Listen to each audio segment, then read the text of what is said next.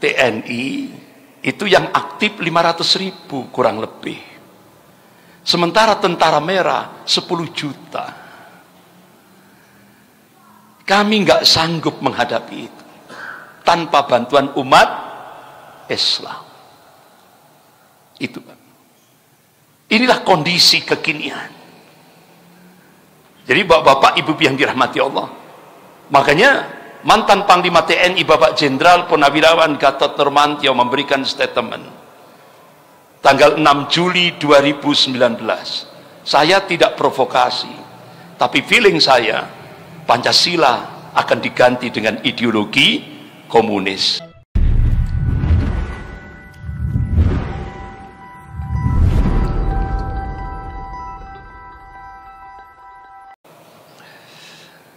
Bapak-bapak, ibu-ibu yang dirahmati Allah, Allah Subhanahu wa Ta'ala dan Rasulnya mengabarkan as-sira' bainal haq wal batil. Jadi pertarungan antara al-haq dan al-batil itu senantiasa ada ila yaumil qiyamah, sampai hari kiamat. Pertarungan antara pembela-pembela al-haq dan pembela-pembela kebatilan itu senantiasa ada ila yaumil qiyamah, sampai hari kiamat. Jadi bapak-bapak, ibu-ibu yang dirahmati Allah, lebih khusus kita di Indonesia, terlebih dalam kehidupan berbangsa dan bernegara, jangan menganggap kehidupan itu baik-baik saja ya. Karena apa? Yang namanya kehidupan itu, al-haq dan al-batil itu senantiasa berperang, bertarung ila yaumil qiyamah, sampai hari kiamat. Karena selama kita menjalani kehidupan di buminya Allah Subhanahu wa Ta'ala, Allah berikan dua jalan, sabilillah, sabilis syaitan. Jalannya Allah, jalannya setan. Dan di jalannya Allah ini hamba-hamba Allah yang mukmin. Sementara di jalannya setan itu tempat berkumpulnya orang-orang kafir, orang-orang musyrik, dan orang-orang munafik. Makanya bapak-bapak, ibu yang dirahmati Allah, lemahnya umat Islam di Indonesia itu bukan karena kekuatan, bukan karena kuatnya orang kafir. Lemahnya umat Islam di Indonesia itu karena banyaknya orang-orang munafik. Itu yang kita lihat. Jadi, tapi Allah Subhanahu wa Ta'ala memberikan busra, berita gembira. Jadi peperangan antara al-haq dan batil ini akan dimenangkan oleh pembela-pembela al-haq. Kenapa? Allah sudah berjanji, wa kana haqqan 'alaina nasrul mu'minin. Kewajiban kami, kata Allah, memenangkan golongan mukmin. Itu pasti, sebuah kepastian, tidak boleh kita ragu. Jadi al-haq pasti dimenangkan oleh Allah. Jadi biasanya bapak-bapak, ibu yang dirahmati Allah, awalnya saja biasanya itu kebatilan itu seakan-akan di atas angin gitu. Tapi endingnya kebatilan itu pasti dihancurkan oleh Allah Subhanahu wa Ta'ala. Makanya kenapa kita dipanggil oleh Allah, ya ayyuhalladzina amanu, hai orang-orang yang amanu, hai orang-orang yang beriman, yang muwahhid, in tansurullaha yansurkum wa yutsabbit aqdamakum. Jika kamu menolong agama Allah, pasti Allah akan menolong kamu. Bahkan pembela-pembela al-haq, golongan mukmin ini pasti akan diberikan al-ghalibun, kemenangan, yaitu kemenangan yang hakiki. Artinya di dunia dimuliakan oleh Allah, di akhirat jannah, surganya Allah Subhanahu wa Ta'ala. Janji Allah pasti. Innallaha la yukhliful mi'ad. Allah tidak akan mengingkari janjinya. La tabdila li kalimatillah. Tidak ada perubahan akan kalimah-kalimah Allah. Janji Allah pasti. Bapak-bapak, ibu-ibu yang dirahmati Allah, lebih khusus di Indonesia. Jadi pertarungan ideologis umat Islam Indonesia menghadapi komunis Kristiani radikal atau ordo Yesuit, nasionalis sekuler. Ini adalah pertarungan yang mempunyai nafas panjang, mulai dari dulu sampai sekarang, terus bertarung, tidak pernah selesai. Itu sampai ila yaumil kiamah, pertarungan itu akan terus berlanjut. Bahkan pertarungan itu dari dulu sampai sekarang tidak lepas dari skenario global. Makanya tema kita saat ini kesiagaan umat Islam dalam menghadapi konspirasi global. Artinya apa? Pertarungan di Indonesia antara umat Islam, komunis, ordo Kristiani radikal, ditambah lagi Syiah Rafidhah, nasionalis sekuler, itu tidak lepas daripada skenario global, terutama negara-negara adidaya yang sekarang ini Amerika dan Cina. Tidak lepas. Tujuannya apa mereka? Mereka ingin menaklukkan Indonesia, negeri muslim yang terbesar di seluruh dunia ini. Bahkan lembaga riset dunia, The Pew Forum on Religion and Public Life, menempatkan Indonesia ranking pertama jumlah penduduk muslim terbesar di seluruh dunia ini. Makanya Amerika, Cina bersatu. Bapak Ibu jangan lihat di permukaan, jangan lihat di realitas politik. Amerika, Cina seakan-akan mau perang, itu kamuflase, bohong Pak. Politik itu strategi. Amerika dan Cina bersatu untuk menghadapi kaum muslimin, lebih khusus di Indonesia ini. Kenapa? Allah ingatkan dalam surah Al-Maidah ayat 82. A'udzubillahi minasyaitonir rajim. La tajidanna asyaddan nas 'adawatan lil ladzina amanu yahuda wal ladzina asyraku. Sungguh kata Allah, kalian akan menyaksikan orang-orang yang paling keras permusuhannya terhadap hamba-hamba Allah yang mukmin, kata Allah, Yahudi dan orang-orang musyrik. Jadi bapak-bapak, ibu yang dirahmati Allah, Yahudi ini Allah kabarkan paling keras permusuhannya terhadap golongan mukmin ini. Yahudi masuk ke Indonesia tahun berapa? Ada yang tahu? Masuk ke Indonesia tahun 1602 Masehi. Ada yang sudah lahir? 1602. Bahkan markasnya Yahudi di Malang itu diresmikan tahun 1935. Tahun 1964, tahun 1960 kalau tidak salah, Presiden Soekarno mengeluarkan kepres, keputusan presiden untuk menyita aset-aset Yahudi di seluruh Indonesia, termasuk di Malang. Makanya bapak-bapak, ibu yang dirahmati Allah, kalau bapak ibu lihat foto-foto Malang tempo dulu, itu di Jalan Cerme nomor 16, yang itu terus akhirnya dijadikan gedung RRI. Nah itu, ya kan? Setelah disita oleh pemerintah, dijadikan gedung RRI. Setelah itu gedung RRI di Roslah ditukar guling ke Jalan Panggung.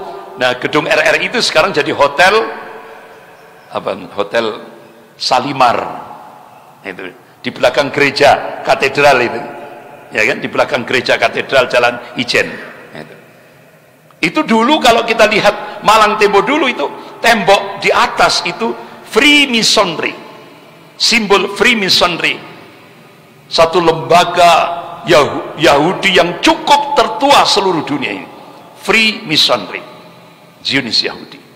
Bahkan tempat ibadahnya orang-orang Yahudi di Malang itu di Jalan ADR Mas Suryani, depan Bank BTN, sebelum pasar besar itu.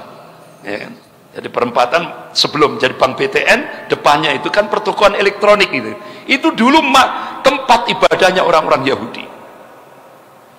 Bahkan kuburan orang-orang Yahudi yang cukup tua seluruh dunia bukan di Israel, bukan di Amerika, bukan di Prancis, bukan di Australia, tapi ada di Jalan Tanah Abang 1 nomor 1 Jakarta Pusat. Itu kuburan orang Yahudi yang paling tua seluruh dunia. Ketika saya masuk, kanan kirinya itu ada marmer peresmiannya, ditandatangani peresmiannya bulan Juli tahun 1600 sekian. Itu Jalan Tanah Abang 1 nomor 1 Museum Prasasti. Itu isinya kuburannya orang-orang Yahudi paling tua sedunia. Makanya jangan kaget, Pak, kenapa orang Yahudi kok milih Indonesia. Karena para arkeolog dunia itu menyebut Indonesia ini Atlantis yang hilang, surga dunia yang hilang. Makanya jangan kaget Bapak Ibu yang dirahmati Allah, semua sumber daya alam seluruh Indonesia siapa yang menguasai? Yahudi. Yahudi Amerika, nah sekarang Yahudi Cina. Contoh di Sulawesi Tengah, tambang nikel terbesar seluruh dunia dan kualitas the best seluruh dunia itu sudah dikuasai Yahudi Cina. Jadi Bapak Ibu yang dirahmati Allah, ideologi Freemason regionis Yahudi itu seperti tombak bermata kembar.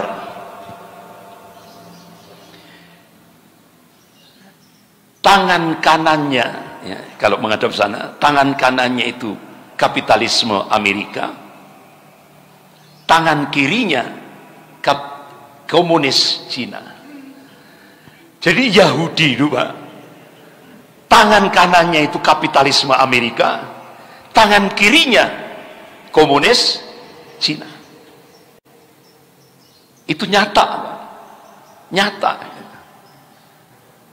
Jadi dua negara adidaya sekarang ini, baik Amerika maupun Cina, itu semua dikendalikan oleh Zionisme Yahudi internasional. Ini yang harus kita pahami. Bapak Ibu yang dirahmati Allah, apa kira-kira implikasi gerakan Harakatus Suhyun di Indonesia, gerakan Zionis Yahudi di Indonesia, ketika Indonesia dicengkram oleh Amerika? Itu gerakan liberalisasi Islam benar-benar semarak di semua lini kehidupan kaum muslimin. Dahsyat, Pak. Lembaganya The Asia Foundation, The Ford Foundation, Live for All Foundation. Bahkan kalau kita buka webnya The Asia Foundation, itu ada 30 ormas Islam di Indonesia yang dijadikan garda terdepan untuk menghancurkan Islam dari dalam. Itu Bapak Ibu kalau saya buka itu kaget gitu. Jadi lembaganya, penanggung jawabnya, alamatnya, berapa US dollar yang diterima untuk dijadikan garda terdepan untuk menghancurkan Islam dari dalam. Ini hak nyata, bukan fitnah, nyata, untuk gerakan liberalisasi Islam. Dahsyat. Kemudian sekularisme, artinya apa? Indonesia ini oleh Amerika dan Cina, ya, jadi Indonesia ini oleh Amerika dan Cina, jadi Amerika dan Cina ini sepakat ingin menjadikan Bapak Ibu yang dirahmati Allah, Indonesia ini menjadi sebuah negara sekuler. Artinya apa? Agama harus dipisah dalam kehidupan berbangsa dan bernegara. Sudah terjadi? Saya tanya, sudah terjadi? Sudah. Bahkan Ketua Dewan Pembinaan Ideologi Pancasila memberikan statement, agama musuh terbesar Pancasila. Logikanya apa? Agama musuh terbesar negara. Benar enggak? Ini nyata. Ini adalah proyek Amerika dan Cina untuk menjadikan Indonesia menjadi negara sekuler. Dan akhirnya kalau Indonesia menjadi negara sekuler, apa kira-kira logika politiknya? Komunis akan bangkit, benar enggak? Kalau Indonesia menjadi negara sekuler, komunis akan bangkit. Bahkan kita dipaksa untuk menerima ateisme. Itu, Pak. Jadi bapak-bapak, ibu-ibu yang dirahmati Allah, ini yang sekarang sedang berjalan. Setelah Amerika melemah, sekarang gantian Cina mencengkeram Indonesia. Kira-kira siapa? Yaitu Partai Komunis Cina, kelompok Riyadh dan Taipan Hong Kong. Ini adalah bagian dari Illuminati Zionisme Yahudi internasional. Ini yang sekarang ingin mencengkeram Indonesia. Cina. Setelah Amerika melemah, Cina sekarang akan mencengkeram Indonesia. Bapak-bapak, ibu yang dirahmati Allah, lewat apa? Proyek obor. One bag, one road. Ini alat baru penjajahan Cina terhadap Indonesia. One bag, one road. Jadi proyek obor ini diyakini banyak kalangan dapat memberikan kerugian bagi bangsa Indonesia. One Belt One Road dianggap menjadi visi geoekonomis Cina paling ambisius dengan melibatkan 65 negara dan melingkupi 70% populasi dunia. Nah, inilah calon-calon generasi Ya'jud wal Ma'jud. Ini Rasulullah kan ngasih kabar, cirinya kulitnya putih, matanya sipit, hidungnya pesek. Rasulullah 1440 tahun yang lalu sudah memberikan kabar. Oleh karena itu Rasulullah, kita diingatkan oleh Allah Subhanahu wa taala dalam surah An-Najm ayat 3 sampai 4. A'udzubillahi minasyaitonir rajim, wa may yantiqu 'anil hawa in huwa illa wahyun yuha. Apa yang dikabarkan oleh Rasulnya itu bukan ahwa, bukan hawa nafsu. Apa yang disampaikan oleh Rasulnya, Rasulullah SAW, itu wahyu yang diwahyukan oleh Allah kepada Rasulnya. Jadi apa yang dikabarkan oleh Rasulullah SAW, apa sikap kita? Harus kita sikapi dengan tasdiquhu fima akhbar. Kita harus membenarkan apa yang dikabarkan oleh Rasulullah SAW. Bapak-bapak, ibu yang dirahmati Allah, ini strategi politik Cina kekinian sekarang ini. One country and two system. Satu negara, dua sistem. Ini yang sekarang digerakkan Cina kepada Indonesia. Artinya apa? One country and two system itu yaitu sistem negara dengan elaborasi ideologi sosialis komunis dan sekuler kapitalis. Berarti Amerika ikut di belakangnya, apa Amerika tidur, Pak? Ikut di belakangnya. Ini Cina sekarang yang berada di garda terdepan untuk mencengkeram Indonesia. Dengan kata lain, model perekonomian boleh saja bebas sebagaimana kapitalisme berpola mengurai pasar, namun secara politis tetap dalam kontrol negara Ceki, Partai Komunis Cina. Artinya apa? Para pengusaha Cina boleh di depan membuka ladang-ladang usaha di luar negeri. Investor membuka ladang investasi di luar negeri, tapi harus ada backup dari militer Cina atau tentara merah. Apa sudah terjadi di Indonesia? Sudah, Pak. Dan ini yang ngomong itu wakil Perdana Menteri Cina, Liu Yangdong. hari Rabu 27 Mei 2015 di Auditorium FISIP Universitas Indonesia.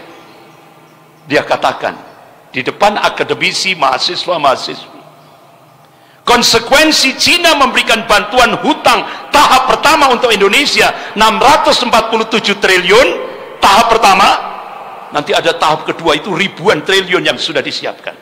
Konsekuensinya apa? 10 juta rakyat Cina daratan wajib masuk ke Indonesia. Target 2020, berarti tahun ini. Target 10 juta harus masuk. Sudah masuk apa belum? Sudah. Nah, kita ini kan disuguhi media mainstream ini kan sudah dikuasai Taipan. Sehingga yang dimunculkan 100, 150, ya kan? Pak, Bu, 19 bandara seluruh Indonesia dipersiapkan untuk menerima imigran-imigran dari Cina daratan. 19 bandara. Ini bukan bohong, Pak. Saya sendiri menyaksikan. Setelah saya safari dakwah di Banjarmasin, pulang nyampe di Bandara Soekarno-Hatta sebelum subuh, saya langsung masuk gate 6. Sambil nunggu sholat subuh, saya turun ke musola bawah di lantai bawah itu. Selesai sholat subuh, saya naik ke atas. Itu sudah ratusan orang-orang Cina daratan, rambut cepak. Tiap hari arahnya ke arah Sulawesi. Tiap hari. Target 2020. Dan ya Allah, ini mantan, ada 2 petinggi militer, yaitu Bapak Mayor Jenderal Supomo kalau tidak salah, purnawirawan beliau, kemudian Letnan Jenderal Purnawirawan Sarwan Hamid. Ada 2 petinggi ini mantan militer datang ke Jawa Timur, ngundang tokoh-tokoh ulama di Jawa Timur ini. Jadi beliau menyampaikan, ini pergerakan tentara-tentara merah yang mengaku buruh itu terus tiap hari, Pak. Ini. Makanya jangan kaget Bapak-bapak, Ibu-ibu yang dirahmati Allah. Dari utusan Mabes TNI Angkatan Darat datang ke pondok-pondok pesantren, termasuk ke pondok kami di Karangploso itu, Ma'had Tahfidzul Quran Al-Firqatun Najiyah. Saya kan pas kebetulan qadarullah, saya pas di pondok, datang utusan dari Mabes Angkatan Darat. Ustadz, TNI itu yang aktif 500.000 kurang lebih, sementara tentara merah 10 juta. Kami nggak sanggup menghadapi itu tanpa bantuan umat Islam. Itu, Pak. Inilah kondisi kekinian. Jadi bapak-bapak, ibu yang dirahmati Allah, makanya mantan Panglima TNI Bapak Jenderal Purnawirawan Gatot Nurmantio memberikan statement tanggal 6 Juli 2019. Saya tidak provokasi, tapi feeling saya Pancasila akan diganti dengan ideologi komunis. Benar enggak? Ternyata benar. Beliau sampaikan 6 Juli 2019, April 2020 Pancasila sudah diganti dengan komunis lewat RUU HIP. Ketuhanan yang Maha Esa dirubah jadi ketuhanan yang berkebudayaan. Pancasila diganti Trisila dan Eka Sila. Benar. Makanya Pak Gatot Nurmantio memberikan statement terakhir, benteng terakhir yang menyelamatkan NKRI ini cuma satu, Pak. Umat Islam, benteng terakhir. Makanya bapak-bapak, ibu-ibu, kondisi politik sekarang ini hampir mirip sebelum peristiwa G30S PKI. Hampir mirip. Antar ormas Islam dibenturkan, diadu domba. Antar kelompok Islam diadu domba. Antar TNI juga ya kan, militer diadu domba. Ini semua, Pak, luar biasa. Jadi kondisi politik sekarang ini hampir mirip sebelum kejadian peristiwa G30 SPKI tahun 65. Ini. Bapak-bapak, ibu yang dirahmati Allah. Bahkan dua pakar strategi perang dunia, dua pakar politik dunia, Peter Warren, dua pakar intelijen dunia, Peter Warren dan August Kuhn. Kedua tokoh ini melakukan riset, kemudian dipublish lewat sebuah novel fiksi ilmiah judulnya Ghost Fleet. Dalam buku ini ditulis, Indonesia diprediksi tahun 2030 akan menjadi negara gagal, akan terjadi bencana geopolitik 2030. Berarti kurang 10 tahun. Artinya apa? Tidak ada lagi NKRI, yang ada adalah Indochina. Artinya Indonesia ini sudah masuk koloni Cina. Itulah bencana geopolitik. Dan itu diungkap oleh guru besar ilmu politik Universitas Indonesia, Profesor Nazaruddin Samsudin. Bahkan sampai mantan Kasospol ABRI Bapak Letnan Jenderal Purnawirawan Sarman Hamid, dulu saya pernah diundang oleh beliau di Asrama Haji Pondok Gede Jakarta. Kemudian malam harinya saya diinapkan di sebuah hotel. Besok paginya saya disuruh untuk datang ke Istana Negara. Alhamdulillah, saya waktu itu diterima Presiden Habibie, dan waktu itu Menteri Agamanya Pak Malik Fajar, Allahumma yarham, beliau sudah meninggal. Jadi saya salaman dengan Presiden Habibie.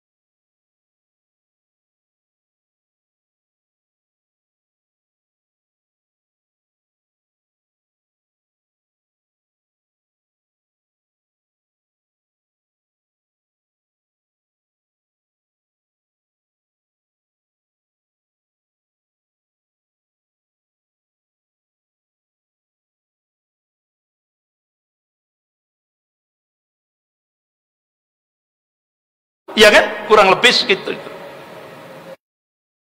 Jadi kekayaan satu konglomerat saja itu sudah sama dengan 100 juta rakyat Indonesia. Makanya bapak-bapak, ibu-ibu yang dirahmati Allah, saya pernah habis kuliah subuh didekati seorang pejabat. Ustadz, di Jawa Timur ini Ustadz, mulai dari elit sampai ke bawah Ustadz, semua ini pejabat-pejabat ini Pak, mulai dari elit sampai bawah, itu sudah jadi cecunguk-cecunguk Cina katanya. Loh, kaget saya. Mosok Pak? Ini pejabat yang ngomong, Ustadz, saya ngomong ini fakta. Bener enggak kira-kira? Jadi cecunguk itu apa Pak? Apa cecunguk itu? Jongos. Jongosnya Cina. Miris kita Pak. Miris kita. Sampai akhirnya Pak Ketua MPR, Pak Zulkifli Hasan waktu itu ngomong, kita tidak bisa berbuat apa-apa. Loh, kita ini mayoritas, tapi tidak bisa berbuat apa-apa. Akhirnya di ujung pidatonya, kita masih punya Allah. Kita masih punya Allah. Nah ini Pak, semangat kita. Kita masih punya Allah. Kita tidak boleh pesimis. Ya kan? Tidak boleh pesimis. Wala tahin wala, Allah ingatkan dalam surah Al-Imran ayat 139 ini. A'udzubillahi minasyaitonir rajim. Wala tahin wala tahzan wa antumul a'launa in kuntum mu'minin. Jangan kamu pesimis, jangan kamu merasa lemah, jangan kamu merasa inferior, jangan kamu merasa marginal. Wala tahzan, dan jangan kamu sedih, tidak boleh sama Allah. Wa antumul a'launa, sesungguhnya kamu itu tinggi. Coba dalam surah Al-Imran ayat 139 ini Allah gunakan kata a'la. A'la itu kan isim tafdhil. Artinya Pak, dalam ayat itu kita bisa unggul, bisa tinggi. Pertanyaannya, kalau kita korelasikan dalam kehidupan di Indonesia, kapan, kalau dari ayat itu kita korelasikan di Indonesia, kapan umat Islam di Indonesia itu bisa unggul? Kapan umat Islam di Indonesia itu bisa tinggi? Kapan umat Islam di Indonesia itu bisa punya al-izzah, kewibawaan? Allah berikan kuncinya, in kuntum mu'minin. Kuncinya itu Pak. Artinya apa? Kalau kalimah tauhid la ilaha illallah itu sudah menghunjam dalam setiap saksiyah Islamiyah, insya Allah janji Allah pasti, ta'yidullah, pertolongan Allah akan diturunkan. Berarti syaratnya tauhidnya harus murni, dan itu merupakan basic, ya, dan itu merupakan syarat mutlak Allah berikan kemenangan. Tauhidnya harus murni, tauhidnya harus murni, imannya harus murni. Makanya Allah ingatkan dalam surah Al-An'am ayat 82 ini, a'udzubillahi minasyaitonir rajim, alladzina amanu wa lam yalbisu imanan bidzulmin ulaika lahumul amnu wa hum muhtadun. Jadi orang-orang yang mukmin, orang-orang yang muwahhid, yang mentauhidkan Allah itu, kata Allah, walam yalbisu imanan bidzulmin, dan tidak mencampur adukkan imannya dengan ad-dzulum. Itu kalangan mufassir menafsirkan ad-dzulum itu bil makna asyirik. Jadi iman yang dikehendaki oleh Allah, tauhid yang dikehendaki oleh Allah, yaitu tauhid yang tidak terkontaminasi dengan segala macam bentuk-bentuk kesyirikan. Itu Pak. Baru kalau itu sudah kita aplikasikan dalam hidup dan kehidupan ini, Allah berjanji, ulaika lahumul amnu wa hum muhtadun. Mereka itulah hamba-hamba Allah yang akan diberikan al-amnu, keamanan fid dunya wal akhirah, wa hum muhtadun, dan Allah akan tetap memberikan hidayah. Janji Allah pasti. Nah sekarang balik lagi ke materi kita. Bagaimana konspirasi mafia Taipan? Mafia Taipan itu di Indonesia Pak, 9 naga dan komunis Cina. Bapak-bapak, ibu-ibu yang dirahmati Allah, ternyata pintu kedaulatan Republik Indonesia dijebol oleh sebuah konspirasi Taipan dan komunis Cina. Lewat apa? Proyek reklamasi dan proyek Mekarta. Ini loh. Jadi ternyata jebol kedaulatan Indonesia lewat proyek reklamasi dan proyek Mekarta. Makanya kita cukup kaget itu. Ada siapa itu yang biasa di YouTube itu yang peta itu, yang peta, siapa itu namanya, Mayor Purnawiran siapa gitu. Jadi ada info itu prajurit itu sudah siap untuk menghabisi jenderal-jenderal yang pro komunis. Apalagi Pak Gatot Nurmantio sudah memberikan statement, itu prajurit bisa menghabisi ya komandan, tapi syaratnya kalau dia pro komunis, ya kan? Artinya dia mengkhianati Indonesia, dia mengkhianati Pancasila dan Undang-Undang Dasar 1945. Itu prajurit boleh. Sampai seperti itu Pak Gatot Nurmantio. Bapak-bapak, Ibu yang dirahmati Allah. Jadi proyek reklamasi dan proyek Mekarta ini ternyata entry point, pintu masuk komunis Cina untuk menjebol kedaulatan Indonesia. Tokohnya adalah mafia Sembilan Naga, itu koordinatornya adalah James Riyadi. Bapaknya namanya Mokhtar Riyadi, orang Batu, Pak. Wong Batu. Mokhtar Riyadi itu wong Batu, Pak. Dulu mungkin masih fukara, ya kan? Dulu masih fukara masakin. Enggak taunya 2010 luar biasa. Dia masuk daftar orang terkaya seluruh dunia, Pak. Sampai dia dirikan Bank Lipo. Itu Mokhtar Riyadi kan orang Batu. Sampai mengumpulkan pengusaha-pengusaha Cina. Jadi dia pidato di depan pengusaha-pengusaha Cina. Lipo itu artinya lama-lama Indonesia milik OE. Lama-lama Indonesia milik OE. OE itu kan aku. Benar enggak, Pak?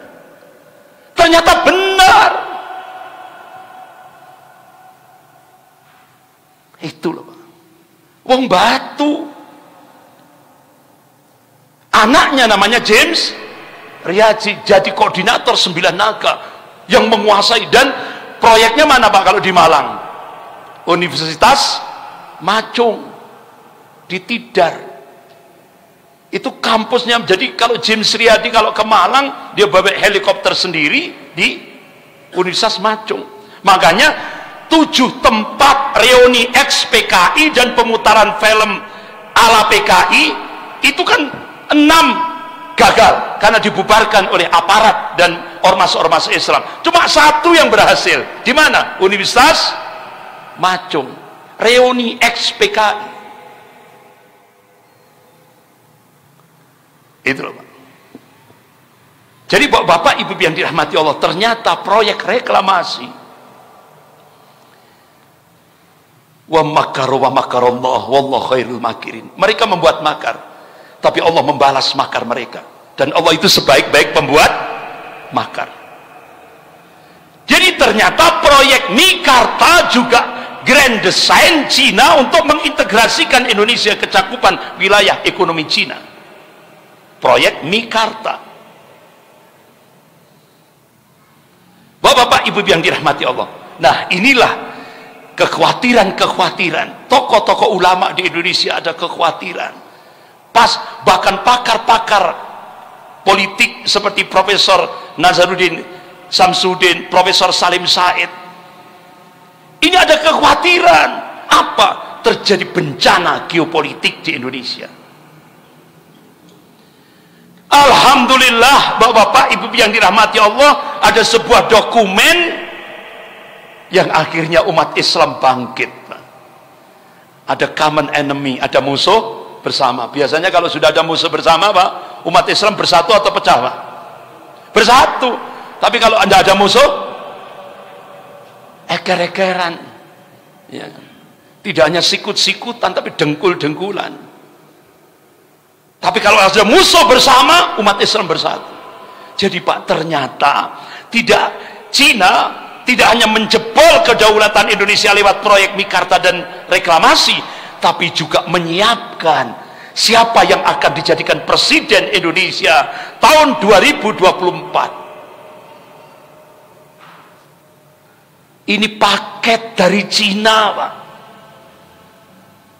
2024 Ahok disiapkan jadi RI 1. 2024. Yang pertama mulai dari 2005 jadi Bupati Belitung. 2009 anggota MPR Komisi 2. 2014 setelah jadi wakil gubernur, Pak Jokowi naik, dia jadi gubernur. 2017 jadi gubernur DKI Jakarta. 2019 kemarin itu sudah dipaket akan jadi wakil presiden RI 2, ya kan? Dan 2024 Ahok harus jadi RI 1. Wa makar wa makarallah wallahu khairul makirin. Mereka membuat makar, tapi Allah membalas makar mereka, dan Allah sebaik-baik pembuat makar. Bagaimana makarnya Allah? Akhirnya Ahok ketika pidato di Kepulauan Seribu diplesetkan ucapannya oleh Allah Subhanahu wa taala. Dia lecehkan surah Al-Maidah ayat 51. Akhirnya inilah ta'yidullah, pertolongan dari Allah untuk menyelamatkan Indonesia. Inilah pertolongan Allah. Dengan diplesetkan ucapan Ahok, akhirnya hampir 13 juta umat Islam kumpul di Monas. 212. Inilah hari persaudaraan umat Islam, inilah keberkahan ilahi, barokah dari sisi Allah. Allah selamatkan Indonesia. Akhirnya pertarungan gubernur dimenangkan oleh Pak Anies Baswedan. Allahu Akbar. Pak, itu tidak masuk akal, Pak. Kalau pakai akal tidak masuk akal. Pak Anies menang itu tidak masuk akal. Bayangkan Ahok didukung oleh pemerintah, didukung oleh Badan Intelijen Negara, didukung oleh Mabes Polri, didukung oleh konglomerat 9 naga, didukung oleh Partai Komunis Cina. Luar biasa. Alhamdulillah. Kalau tidak salah dulu pernah saya sampaikan, Pak, hal-hal yang tidak masuk akal itu dulu sudah pernah saya sampaikan, tidak usah saya ulangi lagi. Alhamdulillah akhirnya Allah munculkan Pak Anies Baswedan. Alhamdulillah dengan Allah munculkan Pak Anies Baswedan, proyek reklamasi, proyek Mekarta tutup, gagal total. Pak, kalau proyek reklamasi itu jadi di Teluk Jakarta itu, sekian tahun lagi 20 juta Cina, orang-orang Cina daratan mangkal di situ. Dan itu terus pembangunan proyek reklamasi di Selat Benua, Bali, dan itu ada 10 proyek reklamasi. Kalau itu jadi 2024, 200 juta penduduk Cina mangkal di proyek-proyek reklamasi itu. Makanya Bude ditanya, loh Bude nggak takut kehilangan suara umat Islam? Ah, saya nggak butuh suara umat Islam. Ternyata ada jawabannya kan? Karena 2024 Bude sudah punya kekuatan 200 penduduk Cina itu ada di 10 proyek reklamasi. Alhamdulillah Allah selamatkan Indonesia. Gagal proyek reklamasi sehingga 9 proyek reklamasi yang lainnya gagal. Makanya Pak, gubernur di Indonesia itu kan ada 34. Yang paling dimusuhi Anies. Ya kan? Gubernur itu 34 yang paling dimusuhi Anies. Karena ini dia satu-satunya yang menghambat imperialisme Cina di Indonesia ini. Bapak-bapak, ibu yang dirahmati Allah, inilah keberkahan. Nah, Bapak-bapak, Ibu-ibu yang dirahmati Allah, ada hari Rabu 15 Desember 2010, ada merilis sebuah Snowden, ya, merilis sebuah nota diplomatik rahasia dari Kedubes Amerika di Beijing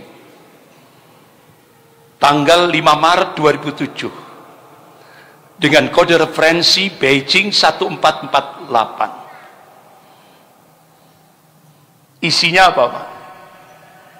Kementerian Luar Negeri Amerika dan Kementerian Luar Negeri Cina sepakat untuk melakukan akselerasi percepatan menjadikan Indonesia menjadi sebuah negara sekuler. Ini, Pak. Nah, pemerintahan sekuler itu apa? Jadi pemerintahan sekulerisme itu secara umum dapat didefinisikan sebagai pemisahan agama dari kehidupan publik. Dalam konteks pemerintahan, sekulerisme bermakna tidak diterimanya argumentasi agama sebagai landasan hidup bernegara, atau dalam bahasa Arabnya fasluddin anid daulah, dan ditolaknya aturan agama sebagai landasan aturan hukum positif. Jadi Bapak-bapak, Ibu yang dirahmati Allah, pemerintahan sekuler, kedudukan negara sangat dipengaruhi oleh pemerintahan yang berjalan dan sangat mempengaruhi pemahaman masyarakat. Masyarakat sekuler lahir dari perselingkuhan pemerintah sekuler dengan paham Islamophobia. Apalagi media mainstream di Indonesia hampir 90% sudah dikuasai Cina, 9 naga. Akhirnya Bapak-bapak, Ibu yang dirahmati Allah, digunakan untuk menggerakkan gerakan Islamophobia dengan stigma Islam radikal. Benar, Pak? Benar. Jadi Bapak-bapak, Ibu yang dirahmati Allah, ini contoh pemerintahan sekuler Indonesia. Akhirnya pemerintah mengangkat buzzer-buzzer, influencer. Ade Armando, Abu Janda, Denny Siregar, ya kan? Dan lain-lain. Termasuk yang baru-barusan Apoloniaris Darmawan, Agus Nur Rahman, yang terakhir yang paling keji itu, Pak, Muhammad Amin. Paling kecil. Jadi ternyata Bapak-bapak, Ibu yang dirahmati Allah, ini digaji oleh pemerintah. Berapa gajinya, Pak? Diambilkan dari APBN 90,45 miliar gajinya. Itu kalau APBN berarti kan dari pajak umat, dari pajak-pajak kita itu yang kita bayar ke pemerintah, digunakan untuk menggaji buzzer-buzzer dan influencer. Apa tugasnya, Pak? Ade Armando, Abu Janda, Denny Siregar, dan lain-lain ini ditugasi oleh negara melecehkan Allah, melecehkan Rasulullah, melecehkan Al-Quran, melecehkan Islam, melecehkan ulama. Sudah dilaksanakan? Sudah. Pernahkah kelompok Ade Armando, Abu Janda, Denny Siregar, dan yang lain-lain ini ditangkap oleh polisi? Tidak pernah. Padahal Indonesia negara hukum. Itu ada KUHP pasal 156A tentang penodaan agama. Itu hukuman paling tinggi 5 tahun penjara. Tapi ternyata Ade Armando dilaporkan oleh Majelis Ulama Indonesia Pusat agar Mabes Polri, Barreskrim Mabes Polri menangkap Ade Armando. Ini banyak sekali yang melaporkan, tapi tidak digubris. Karena apa? Ade Armando, Abu Janda, Denny Siregar, dan lain-lain itu ditugasi oleh negara untuk melecehkan Islam, untuk menghancurkan Islam, untuk melecehkan Allah, melecehkan Rasulullah, melecehkan Al-Quran, melecehkan ulama. Digaji oleh negara 90,45 miliar. Makanya sampai ada kebal hukum award 2020. Akhirnya sarjana-sarjana hukum muslim se-Indonesia kumpul di Hotel Saraswati Semarang, langsung mengeluarkan rekomendasi. Indonesia sudah bukan menjadi negara Reksstat, negara hukum, tapi Indonesia sekarang berubah menjadi negara maksat, negara kekuasaan. Artinya bahwa hukum milik penguasa. Itu Pak. Ini Pak, model orang-orang ini. Kalau di Malaysia langsung hukuman 10 tahun penjara. Kalau di Brunei mati Pak, orang-orang seperti ini. Mati. Kalau di Indonesia sekarang digaji oleh negara 90,45 miliar. Dilindungi oleh negara. Astagfirullah. Ini ujian bagi umat Islam Pak. Sampai 4 tahun ke depan ini. Umat Islam di Indonesia diuji oleh Allah. Bapak-bapak, ibu-ibu yang dirahmati Allah, sampai ini Muhammad Amin, namanya saja Muhammad Amin, tapi ternyata dia dijadikan buzzer. Coba Pak, ini saya anukan di Twitternya. 2 nabi terpenting Islam, ada Ibrahim menderita skizofrenia karena ada suara di kepalanya untuk menyembelih anaknya. Muhammad menderita temporal lobe epilepsi karena setiap mau mengeluarkan wahyu bergetar-getar keluar busa dari mulutnya, dan umatnya menderita halusinasi massal. Jadi dia katakan Muhammad itu gila, umatnya lebih gila. Astagfirullah. Pak, pernahkah orang ini ditangkap oleh polisi? Ini dilindungi oleh negara, kebal hukum, digaji oleh negara. Inilah bentuk negara sekuler. Dahsyat. Tapi orang pinggiran ngerti apa enggak Pak? Enggak ngerti.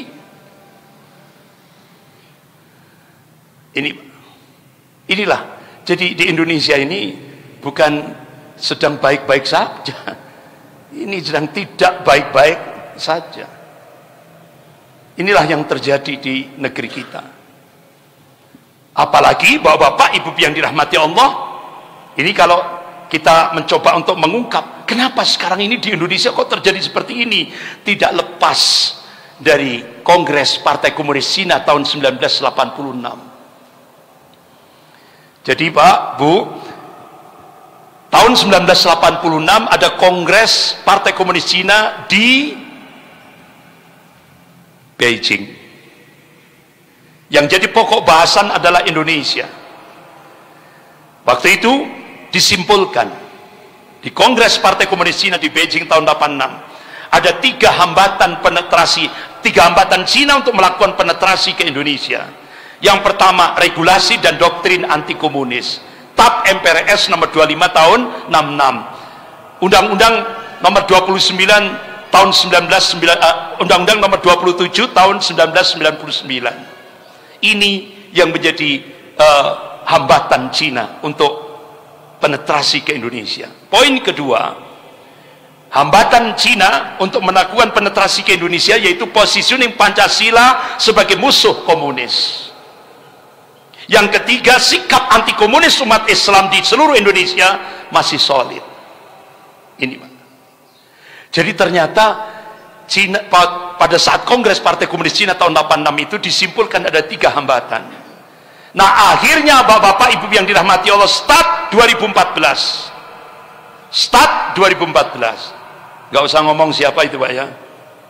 Saya kira sudah tahu semua, ya kan? Start 2014. Sopo sing dadi presiden? Sudah tahu semuanya kan? Gak perlu saya sampaikan. Start 2014 akhirnya Cina untuk melemahkan, menjebol sikap anti komunis umat Islam seluruh Indonesia ini pakai strategi divide et impera, adu domba, dengan biaya 20 triliun diadu antar ormas Islam, bahkan DP-nya 1,5 triliun. Sudah diterima kan? Diadu domba antar ormas Islam. 20 triliun. Tidak hanya itu, media massa, media mainstream di Indonesia yang sudah dikuasai 9 naga dijadikan alat untuk gerakan Islamofobia dengan stigma Islam radikal. Jadi stigma Islam radikal itu hanya hantu yang sengaja diciptakan untuk menempatkan umat Islam menjadi musuh tunggal. Benar tidak, Pak? Nyata ini. Bapak-bapak, ibu-ibu yang dirahmati Allah. Dan akhirnya untuk menjebol poin pertama dan poin kedua, lewat apa, Pak? Cina menggerakkan kader-kader komunis yang ada di Indonesia untuk menjebol hambatan pertama dan kedua. Cina menggunakan kader-kader komunis yang ada di Indonesia lewat parlemen dengan dimunculkan RUU HIP. Pak, Bu, saya pernah menyampaikan ini sejak tahun 2016, 2017, 2018. Sudah saya sosialisasikan di Jawa Timur, Jawa Tengah, bahkan saya di Jawa Tengah saja saya safari dakwah 10 hari, Pak, full. Saya diminta menyampaikan tentang strategi perjuangan PKI. Kemudian di Jawa Barat, bahkan tokoh-tokoh se-Garut, Kabupaten Garut dikumpulkan. Alhamdulillah saya diduetkan waktu itu di aula Kabupaten Garut, di Pemda Kabupaten Garut. Itu yang hadir tokoh-tokoh Islam seluruh Garut di Jawa Barat. Itu saya diduetkan dengan Bapak Mayor Jenderal Purnawirawan Kiflan Zen. Alhamdulillah Pak Kiflan itu masih tajam ingatannya. Saya kan sudah masuk di ruangan bupati. Begitu Pak Kiflan masuk lewat pintu, saya berdiri. Loh, beliau masih ingat. Saya dulu pernah diundang oleh beliau ketika beliau masih jadi Panglima Divisi Kostrad, Divisi 2 Kostrad yang ada di Singosari. Beliau jadi Panglima dulu. Jadi waktu itu saya diundang oleh beliau, saya di briefing 1 jam full di kantor Panglima di Kostrad Singosari itu. Yang kalau dari sini kiri jalan ini, ya kan? Itu. Saya dibina oleh beliau 1 jam full di kantor Panglima. Itu bapak-bapak, ibu yang dirahmati Allah, tentang bagaimana situasi pertahanan di Indonesia. Alhamdulillah saya banyak mendapatkan ilmu dari beliau waktu beliau masih jadi Panglima Divisi 2 Kostrad di Malang itu. Bahkan alhamdulillah juga saya diundang lagi oleh Panglima Divisi Kostrad yang sekitar tahun berapa itu, 2014 kalau tidak salah itu, waktu itu 2017 kalau tidak salah, yaitu Bapak Mayor Jenderal Redwan, itu yang jadi Panglima Divisi Kostrad. Alhamdulillah waktu itu komandan-komandan batalion se-Jawa ini dikumpulkan. Alhamdulillah saya banyak mendapatkan informasi tentang bagaimana situasi pertahanan di Indonesia itu. Bahkan akhirnya bulan Ramadan saya diajak oleh Panglima Divisi Kostrad untuk keliling di safari Ramadan di beberapa batalion-batalion di Kota Malang itu. Ada batalion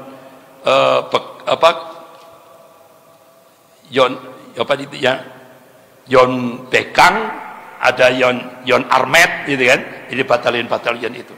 Saya diajak safari dakwah sama Panglima. Bapak-bapak, ibu yang dirahmati Allah. Jadi ternyata Pak, tadi kan saya sampaikan, Cina menggunakan kader-kader komunis lewat parlemen, lewat DPR RI untuk menggolkan RUU HIP, mengganti Pancasila menjadi ideologi komunis, menghapus positioning Pancasila sebagai musuh komunis, dihapus semuanya. 2 poin itu. Bahkan yang kita kaget Pak, yang jadi ketua panja pembahasan RUU HIP pertama adalah Dr. Ripka Ciptaning, yang bikin buku Aku Bangga Jadi Anak PKI, bikin buku lagi Anak PKI Masuk Parlemen. Nah ini Jadi habis itu disorot kan, diganti lagi ketua panjanya Rieke Diah Pitaloka. Ya sami mawon, dia anaknya tokoh PKI Lekra. Nah itu. Habis itu disorot kan, disorot semuanya, akhirnya diganti pensiunan polisi sekarang yang ketua panja RUU, pembahasan RUU HIP. Jadi bapak-bapak, ibu yang dirahmati Allah, ternyata strategi perjuangan PKI di Indonesia itu ditopang oleh kelompok tua, kelompok elit, kelompok muda, kelompok komisi sentral PKI baru. Jadi ketua komisi sentral PKI dulu yang terakhir kan DNID, sekjennya Nyoto. Nah tahun 2010 Partai Komunis Indonesia yang baru itu kongres PKI baru ke-10 di Magelang, Pak. Kongresnya di mana, Pak? Di gereja. Jadi kongres PKI dilakukan di gereja di Magelang, ya, di kawasan Gerabak itu, ya kan. Jadi di depan gereja itu ditulis spanduk besar pelatihan petani organik, sehingga akhirnya Babin Kantipmas dan Babinsa ketika melewati itu biasa-biasa saja, wong pelatihan petani organik. Tidak tahunya di dalam gereja kongres PKI ke-10 akhirnya sampai melahirkan anggaran dasar, anggaran rumah tangga yang baru, dan di launching ketua baru Wahyu Setiaji, sekjennya Teguh Karyadi. Itu. Jadi bapak-bapak, ibu yang dirahmati Allah, bagaimana pergerakan komunis di Indonesia ini? Kelompok tua, ya Allah, luar biasa, yang dimotori oleh Bejo Untung itu didukung oleh konglomerat Cina, didukung oleh Partai Komunis Cina, bahkan didukung oleh partai kiri Jerman. Sampai akhirnya di luar dugaan gerakan Bejo Untung ini, gerakan Bejo, ya waktunya terbatas, Pak. Saya sudah diingatkan ini panitia, berarti saya cukupkan sekian. Lebih kurangnya saya mohon maaf. Ya insya Allah berarti ada lanjut, ya ada kelanjutan. Sekian, bersambung insya Allah, karena waktunya terbatas. Sekian, lebih kurangnya saya mohon maaf. Astagfirullahaladzim, subhanakallahumma wa bihamdik, asyhadu an la ilaha illa anta astaghfiruka wa atubu ilaik, wabillahi taufiq wal hidayah. Wassalamualaikum warahmatullahi wabarakatuh.